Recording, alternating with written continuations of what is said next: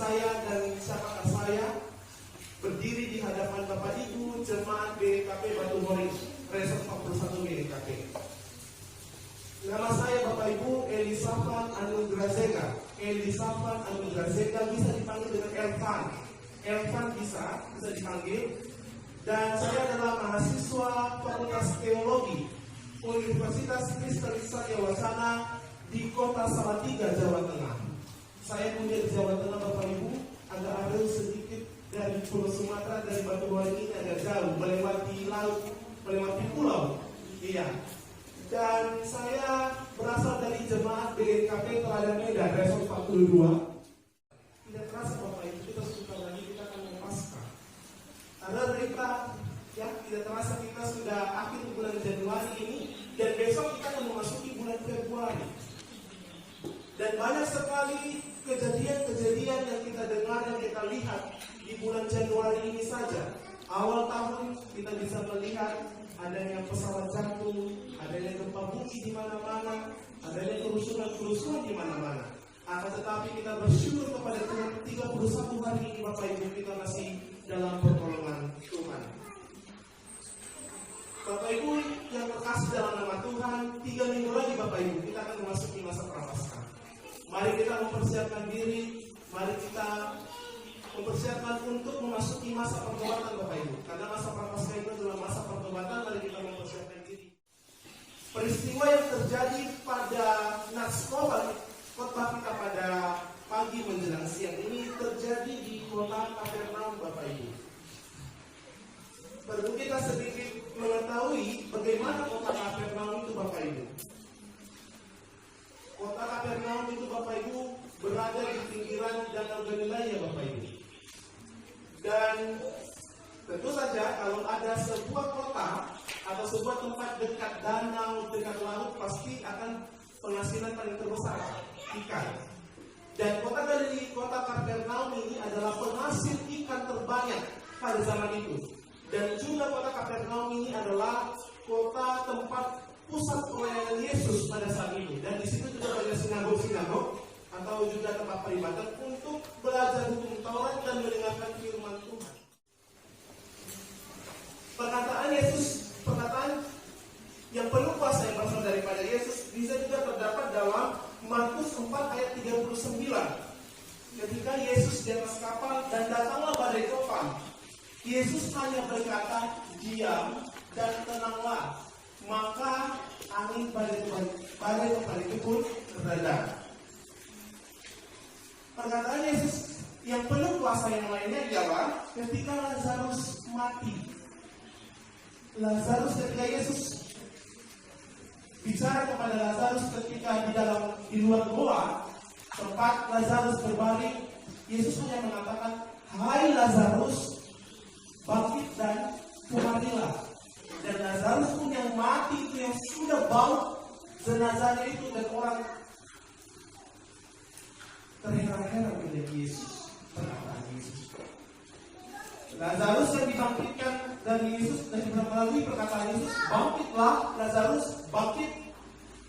Ketika juga ada pemuda yang sakit di Nain, Yesus hanya mengatakan, "Keluarlah penyakit dari tubuhnya." Dan pemuda tersebut sembuh. Bapak Ibu, ketika kita berdoa Bapak Ibu, kita meminta kepada Tuhan, ketika kita meminta kepada Tuhan dengan penuh sungguh-sungguh Bapak Ibu, perkataan kita ketika kita berdoa, percayalah di situ Tuhan ada. Bapak Ibu mendoakan, mungkin sini ada suami istri, suami mendoakan istri, istri mendoakan suami. Dukung suami, dukung istri, dan juga perkataan-perkataan kepada anak-anak. Jangan kita salah berkata-kata Bapak Ibu. Ketika kita salah berkata-kata Bapak Ibu, itu akan membuat sakit hati. Hati-hati Bapak Ibu dalam berbicara. Hati-hati dalam berbicara. Bapak Ibu saudara-saudari, mungkin kita hanya seloro-seloro atau bercanda. Mungkin dalam hati seseorang mungkin meninggalkan bekas. Hati-hati Bapak Ibu. Mungkin kita bilang hanya seloro, hanya candaan, tapi mungkin dalam hati seseorang berbekas itu Bapak Ibu.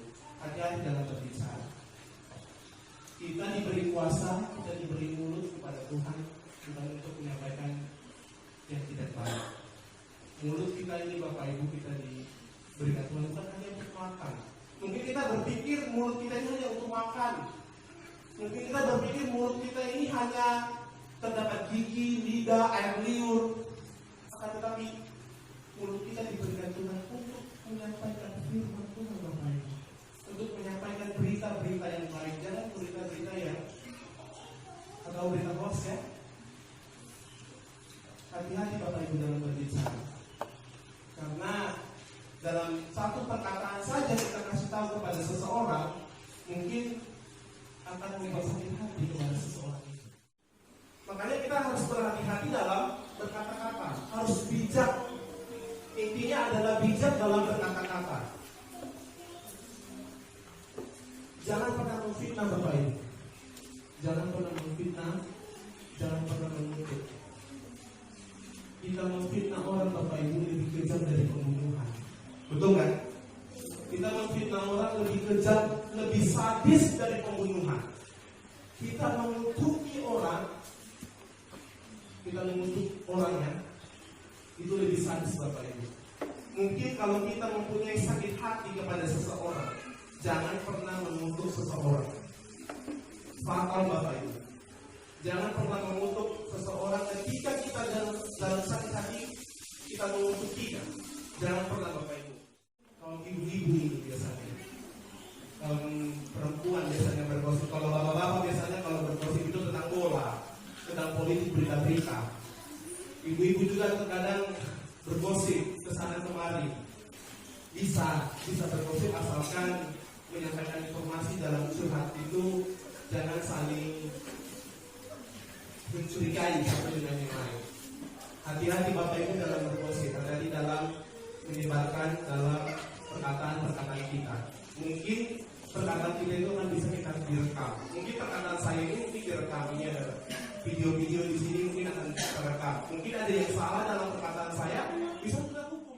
Jadi dalam itu Septuagesima ini Bapak Ibu, kita diingatkan Yesus. Bagaimana Yesus datang ke dunia untuk melepaskan kita dari kegelapan. Dan karena Dia adalah Allah yang penuh kuasa, di dalam perkataannya dan di dalam perbuatannya menjadi nyata. Kita bisa melihat bahwasanya Tuhan Yesus kita itu berkuasa Bapak. Perkataannya yang penuh kuasa, perbuatan-perbuatannya dalam diri kita penuh kuasa, sehingga kita bisa merasakan sampai pada saat ini kita boleh berada di tengah-tengah di hadapan Tuhan kita pada saat ini beribadah berkumpul pada hari ini. Kita menyalahkan Tuhan. Tuhan mengatakan seperti ini, kenapa tidak terjadi kepada kami? Tuhan mengatakan seperti ini, kenapa tidak terjadi kepada kami? Mungkin Tuhan belum menjawab doa-doa kita. Mungkin satu saat akan terjadi. Kapan kita pikirkan, kapan kita rancangkan, Tuhan akan menjawab. Makanya jangan ragu Bapak Ibu atas perkataan-perkataan Tuhan Yesus. Percayalah kepada Dia. Karena Tuhan Yesus sangat mengasihi Bapak Ibu. Menolong dalam setiap pekerjaan, dalam setiap usaha, Tuhan akan menolong. Karena Dia adalah Allah yang penuh kuasa, dan Tuhan akan menguatkan iman kita ketika kita percaya kepada perkataan dan perbuatan-perbuatannya. Bapak Ibu yang terkasih dalam nama Tuhan, banyak orang di dunia ini banyak pintar dalam berkata-kata, akan tetapi dia tidak pintar dalam menjaga dan menguasai perkataannya tersebut. Banyak orang yang pintar berkhotbah, tapi untuk dirinya sendiri, keluarganya sendiri tidak bisa. Banyak orang-orang yang bisa memberikan motivasi kepada orang lain, akan tetapi dirinya tidak bisa memotivasikan dirinya sendiri. Banyak Bapak Ibu. Sehingga di sini kita diberi kata-kata kepada Tuhan, percayalah kepada Dia. Setiap perkataan yang keluar dari mulut kita itu perkataan-perkataan yang bagus, tanpa ada suatu pun yang tidak baik. Dan hanya perkataan Tuhan Yesus Bapak Ibu yang berkuasa dari sekarang sampai selamanya.